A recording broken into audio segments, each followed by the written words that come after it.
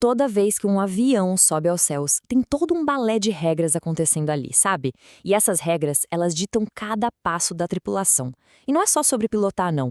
Existe de verdade um manual de regras do céu.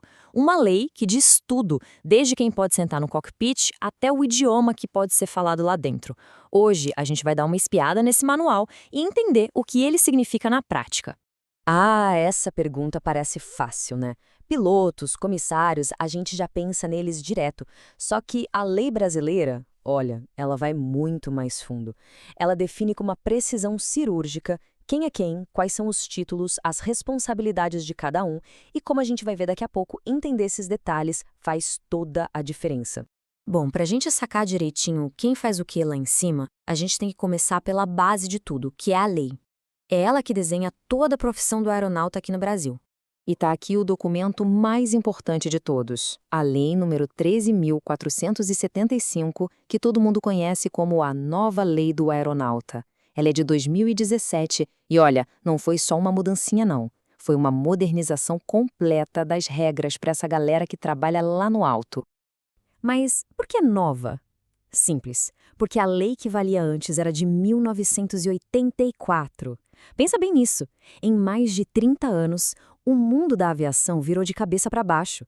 Os cockpits ficaram digitais, os aviões ganharam muito mais autonomia, as rotas ficaram super complexas. A lei, bom, ela precisava correr para acompanhar essa revolução toda. E essa modernização foi séria, viu? Uma das coisas mais importantes que ela trouxe foi a ideia de gerenciar o risco da fadiga. O que é isso na prática? Significa que, por lei, as companhias aéreas agora são obrigadas a controlar o cansaço da tripulação. Porque vamos combinar, um piloto descansado é a nossa principal garantia de segurança. Isso colocou o Brasil no mesmo nível das melhores práticas do mundo, botando o ser humano em primeiro lugar. Agora, se prepara para um detalhe que parece pequeno, mas que é super importante. Qual a diferença entre aeronauta e tripulante? Pois é, no dia a dia a gente usa quase como se fosse a mesma coisa, né?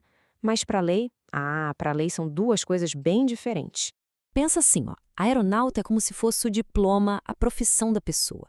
É o título que o profissional licenciado, seja piloto, mecânico de voo, comissário, carrega consigo. E aqui tem um detalhe-chave que é para proteger o nosso mercado de trabalho. Essa é uma profissão exclusiva para brasileiros, sejam natos ou naturalizados.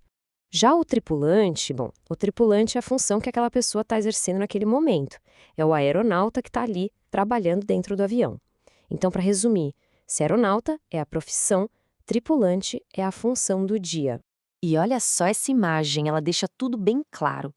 De um lado, você tem a profissão, a licença, esse é o aeronauta. Do outro, você tem esse mesmo profissional no momento do trabalho, embarcando para um voo. Aí ele vira um tripulante. É basicamente a diferença entre a qualificação e a ação.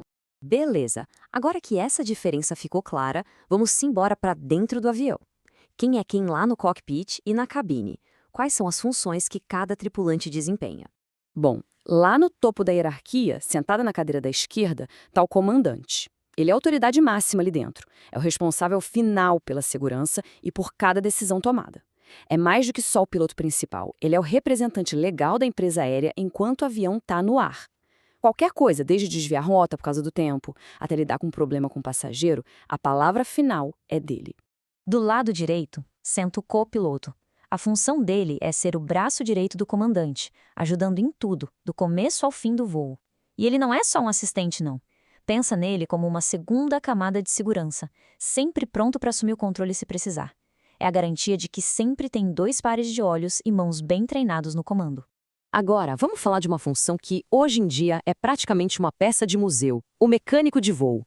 Antigamente, nos cockpits de aviões clássicos como o Boeing 747, ele era o terceiro membro da tripulação ali na frente. Era o cara que manjava de todos os sistemas, ficava de olho nos motores, nos instrumentos. Hoje, hoje com a automação, os computadores fazem esse trabalho todo, e essa função ficou super rara. E lá na cabine de passageiros, a gente tem os comissários de voo.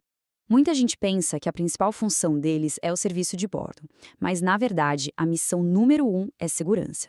Eles são os olhos e os ouvidos do comandante lá atrás, super treinados para situações de emergência, evacuação, primeiros socorros e para garantir que toda a regra de segurança seja seguida sem tirar nem pôr. Ok, então a gente viu que a regra geral é que a tripulação seja brasileira, certo? Mas e nos voos internacionais? Tem alguma exceção? A resposta é sim, tem sim. Vamos ver agora como que a lei abre essa porta, mas de um jeito bem controlado para profissionais de fora. Para a gente entender a principal exceção dessa lei, guarda bem este número na cabeça: 1/3. Essa fração é a chave para entender tudo sobre comissários estrangeiros em voos que saem do Brasil. E a regra funciona assim. Nos voos internacionais de empresas brasileiras, até 1/3 da equipe de comissários pode ser estrangeira. O motivo é até óbvio, né? Ajuda a atender melhor os passageiros que falam outras línguas, que vêm de outras culturas.